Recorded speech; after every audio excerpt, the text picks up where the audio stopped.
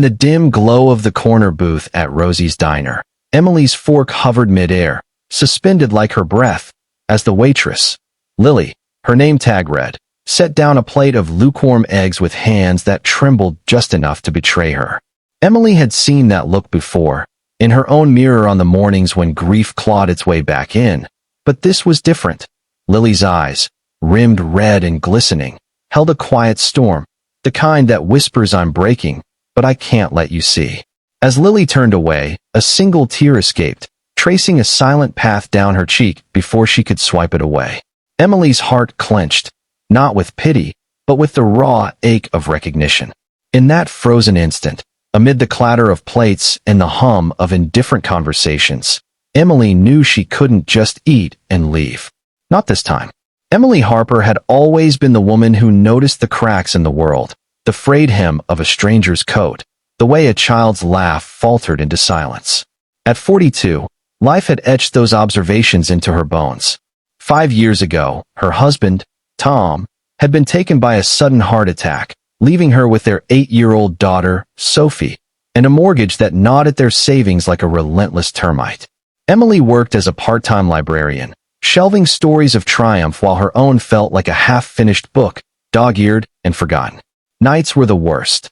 Sophie would curl into her side, whispering questions about Daddy that Emily answered with hugs too tight to hide her own unraveling. Isolation had become her shadow, a quiet companion in the empty spaces of their small apartment. That rainy Thursday evening, Emily had dragged Sophie to Rosie's Diner because the fridge at home echoed with emptiness, another casualty of her dwindling paycheck. The place was a relic, with vinyl booths cracked like old skin and a jukebox that wheezed out forgotten country tunes. Sophie, now 13 and all gangly limbs and guarded eyes, fiddled with her phone, her thumb scrolling past the world as if it might scroll past her too. Emily ordered the cheapest items, eggs for her, a grilled cheese for Sophie, and coffee black enough to match her mood. As they waited, her gaze drifted to the waitress weaving through the tables. Lily Ramirez was 28, with dark hair pulled into a hasty ponytail that couldn't quite tame the wild curls escaping at her temples. Her uniform, a faded blue dress with a white apron, hung a little loose, as if it remembered a time when she carried more weight, more hope, perhaps. Lily moved with the practiced efficiency of someone who'd learned to smile through shards of glass in her throat. She'd been at Rosie's for 3 years, ever since Javier, the father of her 4-year-old son, Mateo, had packed his duffel bag one dawn and vanished into the haze of a better life he chased in another city. No note, no call, just the echo of his truck rumbling away, leaving Lily with a toddler's cries and rent due in red ink. Poverty wasn't new to Lily. She'd grown up in a border town where dreams were bartered for survival. But abandonment? That was a fresh wound, festering in the quiet hours when Mateo slept, and she scrubbed counters until her knuckles bled. Mateo had a cough that wouldn't quit, the kind doctors dismissed as seasonal, until the bills piled like autumn leaves. Lily skipped meals to buy his medicine, telling herself it was temporary, that Javier would come back. But deep down, she knew the truth. She was alone, adrift in a sea of tipped plates and hollow tips. Grief wrapped around her like fog, making every forced "how's your day?" feel like a lie. Emily watched as Lily refilled a trucker's mug, her hand steady but her eyes distant, like she was serving ghosts. When Lily brought their food, Sophie glanced up briefly, her braces glinting in the fluorescent light. "Thanks," Sophie mumbled, barely audible over the sizzle from the kitchen. Lily nodded, but as she turned, Emily caught it again, that flicker, the tear. "Hey," Emily said softly, her voice cutting through the din like a lifeline. Lily paused, wiping her hands on her apron, surprise softening the lines around her mouth. "Is everything okay?" Emily asked, the words tumbling out before she could second-guess them. It wasn't her place, she knew. Strangers didn't ask strangers that in a world that prized polite detachment. But something in Lily's posture, the subtle slump of shoulders carrying invisible loads, mirrored Emily's own hidden fractures. Lily's laugh was brittle, like thin ice. "Just a long shift. You know how it is." She glanced at Sophie, who was now picking at her sandwich, oblivious. "Kids make it all worth it, though. You two look like you've got stories." Emily hesitated, then nodded toward the empty seat across from them. "Sit for a sec? My treat if the boss yells." Lily's eyes widened. Rosie's didn't do breaks like that, but the exhaustion in her bones won. She slid in, perching on the edge as if ready to bolt. They talked, halting at first, like two rivers testing confluence. Emily shared snippets of Sophie's latest school drama, a bully who called her bookworm freak, and how Tom used to chase away Sophie's nightmares with silly voices. Lily listened, her fingers tracing patterns on the formica table, and in return, offered a sliver. Mateo's obsession with dinosaurs, how he'd roar at the moon until she laughed through tears. It wasn't much, but in that booth, amid the steam from cooling coffee, a thread began to weave between them. Not friendship, not yet, just the fragile acknowledgement that they weren't as alone as the world made them feel. As the rain pattered against the windows, Emily felt a stir, a whisper of the woman she'd been before loss hollowed her out. When Lily stood to clear plates, Emily slipped a 20 under her saucer, double the bill, more than she could spare. Tucked beneath it was a napkin note.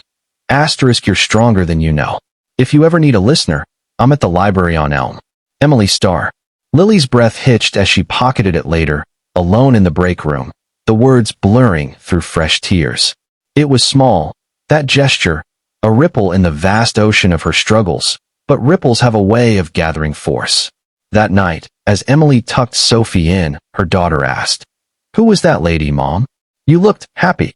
Emily smiled, the first real one in weeks. "Just someone who needed a little light," she said, though she didn't know it yet. In giving, she'd kindled her own. The days blurred into a tentative rhythm. Lily found herself replaying the conversation during slow shifts, the 20 buying a week's worth of Mateo's formula. She even mustered the courage to smile at a regular who usually grunted orders. Poverty still loomed, a shadow at her heels, but the note burned like a talisman in her pocket.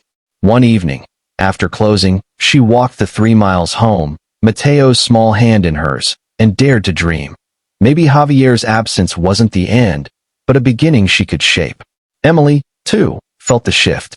At the library, shelving romances that once mocked her solitude, she lingered over titles about second chances. Sophie noticed, teasing her mom about mystery friends, but there was warmth in it, a crack in her teenage shell. Yet struggle lingered, bills arrived like uninvited guests, and grief's anniversaries loomed. Still, that booth encounter lingered, a seed of hope in barren soil. Little did they know, the thread would pull tighter, drawing them into each other's orbits in ways that would shatter and mend. Weeks passed like pages in a well-worn novel, each day layering new strains atop old ones. For Lily, the 20 from Emily had been a bandage on a gaping wound, but reality clawed back swiftly. Mateo's cough worsened, morphing into nights of feverish whimpers that echoed her own sleepless dread. The clinic visit confirmed pneumonia, treatable, but the copay was a mountain she couldn't climb. Javier's sporadic texts, laced with excuses and empty promises, only deepened the abandonment's sting. "I'm coming back soon, babe. Just need to sort things," he'd write. But Lily knew better. He was a ghost now, haunting her resolve. Isolation wrapped tighter, her shifts at Rosie's a blur of grease and gritted teeth. Yet, Emily's note became her anchor. On a whim, one overcast afternoon, Lily bundled Mateo into his stroller and walked to the Elm Street Library, heart pounding like a drum in her chest. Emily was at the circulation desk, glasses perched on her nose, when Lily approached. "You came," Emily said, her voice a mix of delight and nerves, as if she'd half expected the invitation to dissolve like morning mist. Sophie, volunteering after school to earn community service hours, peeked from behind a stack of young adult novels, her curiosity piqued. Lily introduced Mateo, who clutched a battered dinosaur toy, his eyes wide at the shelves towering like friendly giants. They settled in the children's corner, a nook of cushions and storytime rugs, and words flowed freer than before. Lily shared the cough, the bills, the hollow ache of Javier's silence, not all at once, but in fragments, like piecing a mosaic from shards. Emily listened, her hand absently stroking Mateo's curls as he read, a picture book upside down. Grief, she understood, it was the thief that stole colors from the world. "Tom left me with questions too," she confessed, voice low. Why us? What now? But Sophie, she's my why. And you, Lily, you're Mateo's. That's power. Sophie, drawn in despite herself, offered Mateo a crayon, their small hands meeting in a spark of innocent connection. As the sun dipped, casting golden slants through the windows, Lily felt a thaw, not a erasure of pain, but a softening, hope's first green shoot. The act of generosity that followed was Emily's again, unbidden and profound. From her meager emergency fund, scraped from skipped lunches, she wrote a check for the clinic bill, pressing it into Lily's palm with a fierce, no arguments. We've all been the one holding on by threads. Lily protested, tears pricking, but Emily's eyes held steady. Pay it forward someday. That's the deal. It wasn't just money. It was seen, truly seen, in a life where invisibility was the norm. Lily left the library lighter, Mateo's laughter bubbling as they pushed homeward. That night, she texted Javier one last time. Asterisk, don't come back. We're building without you. Asterisk, the send button felt like release. Word of the library visits spread subtly. Sophie chattered to friends. Emily mentioned it in passing to her book club. But the full circle began at Rosie's, on a crisp autumn evening 2 months later. Emily and Sophie returned for Sophie's birthday, 13 now, craving normalcy amid the quiet milestones Tom would never see. The diner buzzed with locals, truckers nursing beers, families carving pumpkin pie. The owner, Rosie herself, barking orders with maternal gruffness. Lily spotted them immediately, waving them to her booth with a grin that reached her eyes for the first time in ages. As plates circulated, chocolate cake aglow with candles, Lily joined them during a lull, Mateo perched on her hip, his cough a faint memory thanks to antibiotics that worked their quiet magic. Conversation turned to birthdays past, losses endured. Sophie, emboldened by the cake's sugar rush, shared how Tom's death had made her afraid of loving again, her voice cracking on the edge of vulnerability. Lily nodded. Then, in a moment of raw impulse, let the truth spill. It wasn't just a long shift that day you came in, she said, glancing at Emily. The booth fell quiet, but the diner's hum softened, as if the room leaned in. Javier left the night before, packed up while Mateo slept. I cried in the bathroom before my shift, thinking I'd shatter serving coffee to strangers. But you saw me. That note. It was the first time in years someone said I mattered. Her voice wavered, Mateo's tiny fist clutching her collar. And the check. God, Emily, it saved him. But more, it saved me from giving up. Emily reached across, squeezing her hand, tears welling. Rosie, overhearing from the counter, wandered over, her apron dusted with flour. What's this now? She grumbled, but her eyes misted as Lily continued. The poverty's grind, the grief's isolation, the small kindness that bloomed into courage. The trucker at the next table set down his fork. A family paused mid-bite. Sophie's cheeks flushed, but she leaned in, whispering, "You're brave, Lily." Like a superhero mom. The revelation rippled outward. Rosie moved, announced free pie for the house. On me, for the ones who keep showing up. Conversations hushed, then voices joined. The trucker shared his own divorce scars. The mother across the way admitted her hidden battles with depression. Tears flowed freely now, not in sorrow's flood, but in catharsis's gentle rain. Strangers became a circle, hands linking across tables, stories weaving into a tapestry of shared humanity. Lily, at the center, felt the weight lift, not gone, but shared. Emily watched, her heart swelling with the beauty of it. One compassionate glance had sparked a chain, touching lives she'd never imagined. As the night wound down, Sophie hugged Lily fiercely. "Happy birthday to me," she quipped, but her eyes shone with newfound openness. Walking home under street lamps haloed by fall leaves, Emily linked arms with her daughter. "See? The world's not all shadows."